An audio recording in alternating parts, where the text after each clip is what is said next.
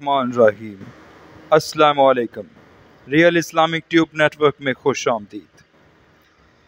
حضرت عقبہ بن حارث فرماتے ہیں کہ حضور نبی کریم صلی اللہ علیہ وآلہ وسلم کے وصال کے کچھ عرصہ بعد میں حضرت سیدنا ابو بکر صدیق کے ہمراہ نماز عصر پڑھ کر باہر نکلا تو حضرت سیدنا علی المرتضیٰ بھی آپ کے ہمراہ تھے۔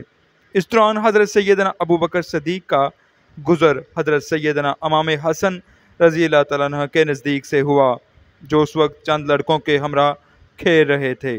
حضرت سیدنا ابو بکر صدیق رضی اللہ تعالیٰ عنہ نے حضرت سیدنا امام حسن کو گود میں اٹھا لیا اور پیار کرتے ہوئے فرمایا، میرے باپ کی قسم تم حضور نبی کریم صلی اللہ علیہ وآلہ وسلم کے مشابہ ہو اور حضرت سیدنا علی المرتضیٰ کے مشابہ نہیں ہو۔